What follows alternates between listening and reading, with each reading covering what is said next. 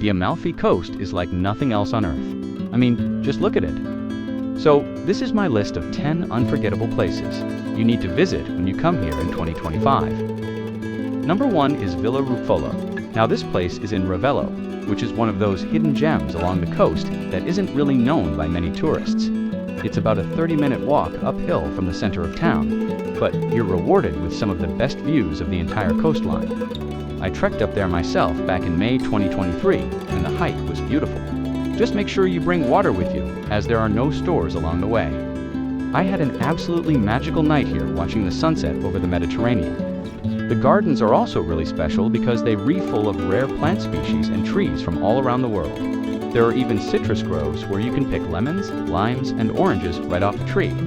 What is cool is that they host concerts here during the summer months, and I saw the most amazing performance by a group called the King S Singers. They were so good. Number 2, now we're heading down south to Positano, and this one is going to surprise you. I bet you didn't know that there was a beach in Positano, right? Yeah, most people don't. For some reason, people think that the whole town is just steep cliffs. But if you walk all the way down south towards the end of the peninsula, you'll find this little gem of a beach. And honestly, it's one of the nicest beaches in all of Italy. I spent a lot of time here back in May because it was so empty. But I'm guessing by the time you come in 2025, it will be a bit busier. And that's why I'm putting it on this list for you guys. Make sure to go early in the morning or late at night to get the best experience. You can either take a taxi boat or a water taxi here. They depart from the main beach in Positano every hour. It costs 18 euros return. It takes about 5 minutes. No, 3 is something very different. This is the Path of the Gods. Well, it's not actually called that. That's just what Google Maps called it. It is, however, a hiking trail that goes from Bamarano to Nocelle. And it's one of the coolest trails I've ever hiked because you're literally walking through the clouds. I did this hike back in March 2023 before the heat came, and I remember how refreshing it was to be surrounded by the mist. Just make sure to wear proper shoes because it can get very slippery when it's wet. Also, ULL want to do this in the early morning or late afternoon, as the midday sun can be intense. As always, bring plenty of water with you. There's nothing worse than getting caught out with a dry mouth along a hot Italian trail.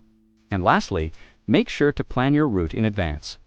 I made the mistake of not checking the map and ended up doing this hike in the wrong direction. I started in Nocelle and walked uphill instead of downhill. So trust me, start in Bamarano and you'll have a much easier time. Also, make sure to stay tuned for No 9 because it involves a similar hiking trail. No, 4 is something that nobody should miss. I'm talking about the Duomo in Amalfi.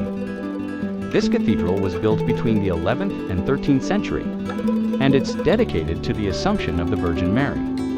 What makes it so unique is the bronze doors, which were crafted by the famous sculptor Giovanni da Maestro. And it took him 4 years to finish. He died in 1477, and he never got paid for this work. Because of his untimely death, the doors weren't completed. And today, we only have 4 of 7 panels. They depict scenes from the life of St. Andrew and the legend of the founding of Amalfi. Legend has it that a sailor named Andrea di Amalfi saved the city from pirates and subsequently became its first doge or ruler. His feast day is celebrated every July with a reenactment of this event, and apparently they also used to throw gold coins into the sea for poor people to fish out. No 5. Another must-do if you come to the Amalfi Coast. I'm talking about the Path of the Love, which is this cute little hiking trail that connects Positano and Nocelle. Like I mentioned earlier, I did the opposite hike in March, and I loved it. But the Path of the Love is definitely more scenic, because you get views of Positano in the distance. And trust me, seeing this colorful town from afar is truly breathtaking. It gives you a new perspective and appreciation for the beauty of the place. You'll also get to see gorgeous bougie hotels along the way, including La Renews, which is probably one of the most iconic hotels on the entire coast. No 6 is the funicular in Amalfi. This is such a cool little attraction that allows you to get up to the main square of Amalfi in just 2 minutes. It goes from the train station to Piazza del Duomo, which is where the cathedral is located, so it's actually pretty convenient.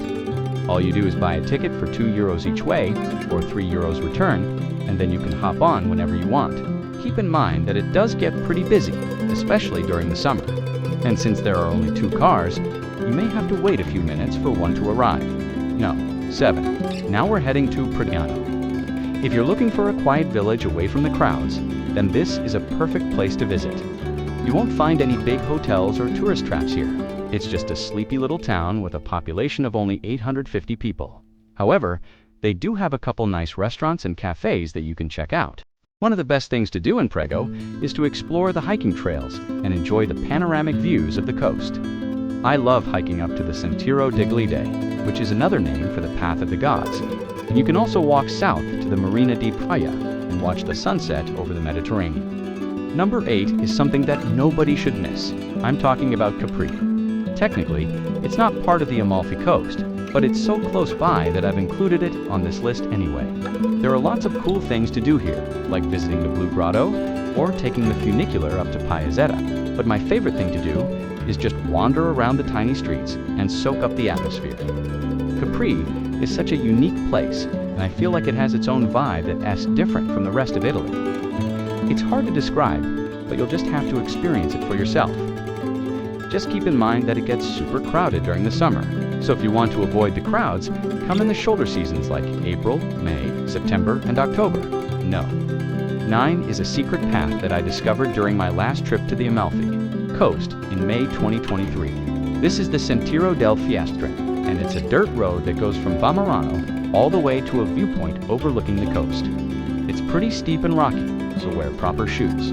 But once you reach the top, you're rewarded with some of the most stunning views of the entire area.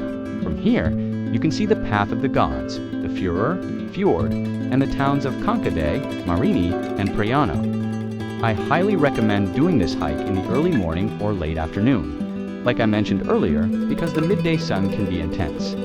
There's also a cool abandoned restaurant halfway up the trail, so make sure to check it out. Who knows, maybe it will be open by the time you come in 2025.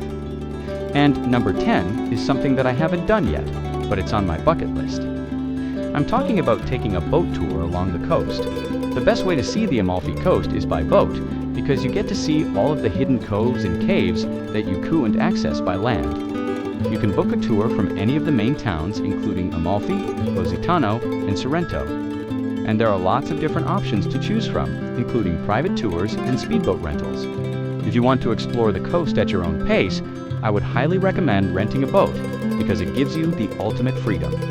You can stop wherever you want and swim in the crystal clear waters of the Mediterranean. Just make sure to book in advance because they tend to sell out quickly. So these are 10 unforgettable places that you need to visit when you come to the Amalfi Coast in 2025. I hope you enjoyed this video.